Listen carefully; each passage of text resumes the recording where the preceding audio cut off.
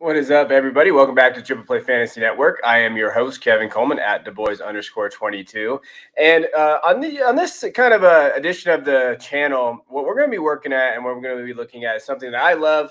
I don't post a lot of it on social media. It's not something that I do a lot of in terms of like publicly, but I love playing best ball. It's one of my favorite formats in fantasy. And the best app to do it at is Underdog Fantasy. And I want to put this out there. I am not affiliated with Underdog. They're not paying us. They're not doing anything. They are just the best app to me and the app that I think that everybody should be playing if you like best ball. And we're going to be talking about the app today on this episode and just kind of going over a team that I drafted last year that won the most money for me in terms of fantasy, in terms of best ball, how I did it, kind of like the 101 of Underdog and what you should expect when you do it. And then on the channel, especially in this playlist, throughout the year, I'm going to kind of do best ball drafts. I'm going to go through it with you guys. I'm going to do it live with you. And the next one's going to be a $5 best ball draft that's going live here. It's an early one. You can do them now. You can start doing them now.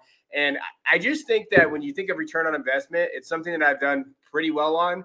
My return on investment this last year was $75. Again, $3 tournaments. I would have made the Puppy Bowl had Swift not gotten hurt. So I'm hurting inside a little bit on that one, Swift, but you're still my guy. But I just wanted to go through the Underdog stuff and look at it. So if you don't know what Underdog is, it's an app. You can do it online and you can do it on desktop. It actually has a pretty good interface there. And essentially, so what I did is I just kind of copied and pasted a couple of things first. So if you look on the left side over there, if you're facing the screen, is kind of the formatting, the scoring formatting. So you'll see it here. It's one quarterback. The roster set is there. 3 wide receivers, 2 running backs. They added a flex last year, which I thought was great. They have a tight end and a bench. And in this year, pretty much your breakdown for $5 entry, you'll see the prizes down there. And then the scoring is up there. It's half PPR, 6 points for receiving touchdowns, 6 for rushing. And you'll just notice that it's basically pretty standard scoring. And when you look at kind of what they're looking at, passing touchdowns only 4. And it's a single quarterback. So, again, it's not super flex, not like that. Just, hey, single, hey, we're going to draft here. And I think what's interesting is the kind of format you can do. Now, the team on the right is one of my best teams that I drafted last year. And you can see the quarterbacks there. I went Stafford, Cousins, Carr. I know it's a hotly debated, do you draft 3 quarterbacks in this format? I tend to draft like that. I will wait till the last round-ish to draft a 3rd quarterback. Or the last 3 rounds to grab one just in case of injuries and other things. I've found that to be the best kind of scenario for me. That's the best kind of strategy that I've come into place. Now, in running backs, obviously I hit on Jonathan Taylor, and a lot of teams that won are going to hit on that. We're going to talk about where I got him at here in a minute. I went DeAndre because I was a big DeAndre fan, and then I grabbed Melvin Gordon and then Devin Singletary, who had a pretty good, strong end of the year. I grabbed Ty Johnson, too, just because, hey, I didn't know how that backfield was going to look. Can you see that? Wide receivers, even though I drafted Calvin Ridley, I still kind of got some value. We're going to talk about that value. You got Claypool Woods, Cooks, Waddle, Amon-Ra, and then Nico and Jamison Crowder. And then my tight ends, obviously, I only drafted 2, and that's something I do a lot of, but I hit on my one, and that was Mark Andrews. And so when you're looking at kind of, this is 2,000 points, almost a 2,200 point score here. And it was one of my best teams that I kind of went through. So let's talk about what the draft board looked like when we did it. So if we're thinking about strategy and what you're going to do, I want to kind of show you how it lays out, what people drafted like, what were the people drafting like, and how did it kind of come to play. So I'm going to pop that up on the screen for you guys, just so you guys can get a look at. And again, remember, not everything is going to be, verbatim of what I'm going over, but I'm going to keep doing this a lot to show you guys that you could have a lot of fun with this and go through. Now, the biggest thing is, and when you're looking at the board, you're looking through 1 through 12 here, you'll see me. My name is KCole22, just because for some reason someone stole my @name, whoever you are out there. But you can see I took Jonathan Taylor with the 6th pick. And again, I was really high on Taylor this year. I thought he was going to come out and do well. Again, half PPR. I still thought scoring and rushing upside was going to be there. On the flip end, I went Calvin Ridley in the 2nd. Had Ridley just not had what happened with Ridley, this team would have done even better. So imagine that, if I would have grabbed someone else there, Justin Jefferson, these other guys. I was a big fan of Ridley this year because of the targets and everything there. I thought he was going to score a lot of touchdowns. That didn't work, but that doesn't necessarily mean you're going to lose, as you can tell.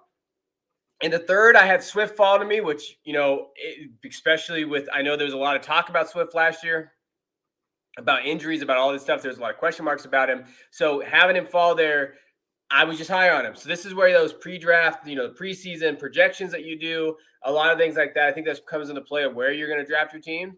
Flip it around to Robert Woods, who's having an okay year, and then he tore his ACL. So if you look at that, the first 4 picks, I hit on 2, and the other 2 either got injured or out for the year. So again, really the value lies in the money-making rounds are 5 through 10. And I really believe that, and especially going at and attacking your team. I was able to grab Mark Andrews next. And if you can tell right there, I mean, TJ Hawkinson went before him again, or excuse me, right after him. And then if you look kind of how the tight end landscape knew, Kyle Pitts went at the 309.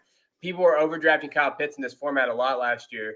And I just let the value come. Then I got Claypool, then Melvin Gordon, who I believed in because I figured he was going to get a 50-50 timeshare for best ball.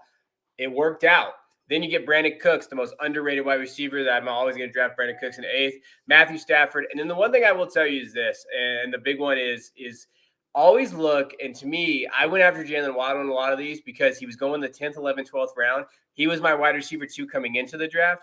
I thought he had a good location. I thought he could score. I thought he was going to be a good late flyer, and he was. And in my opinion, he was a good late flyer, and you could tell with where he went. Then I went Devin Singletary, and I added in my running back room here. Robert Tonyan obviously got hurt, didn't pan out the way we liked it before. Then if you kind of go through the rest of my team here, again, Kirk Cousins, I went for that high upside fantasy play there, and he did well for me in some weeks. Amon-Ra really carried me down the stretch. We saw what happened with Amon-Ra. So again, those rookie wide receivers late in the picks, if you think that they're going to get some volume and some run there, that's kind of where you go. And if you look right after that, or even right before who was going there, Tariq Cohen, non-factor, Paris Campbell, some other of these guys, Terrace Marshall. I went after Amon-Ra. I targeted him a lot. I targeted, Waddle. Those are my guys kind of going in the air.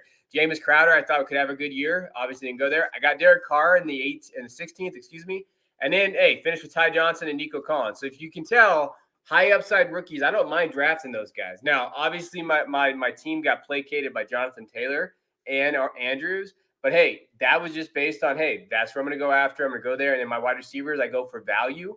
And I think that's big. And I think one other area I do with this, and the one other area I want to talk about with Underdog, is go after running backs. Look at those running backs where they're going, and especially look like the Melvin Gordons, the Devin Singletaries of the world, guys that you think can have a lot of upside there in those picks. Those are the guys that you want to draft. So I wanted to show you my team just to kind of give you an idea of how I draft. And just to understand, like, Underdog is an incredible value. It's an amazing app, and I love it. It's very, very user-friendly. It's a lot of fun to do. And the biggest thing what I have found, and I'm going to go over a lot of strategy with you as I draft, but, hey, I hit running backs very early, and I look to kind of build around and look for those late round breakouts. And that's kind of where I'm going with that position. So I'm going to go over a couple drafts. Be on the lookout on the channel. We're going to be doing one a week. So I'll be doing a draft every week and putting them up and showing you kind of value, where I'm going, where you can kind of assess people. I think it's a good barometer for when you jump into a draft, who are you looking for? Gives you a little bit of ADP from this end. So until next time, I appreciate you guys. Please hit that like and subscribe button, and we'll check you guys later.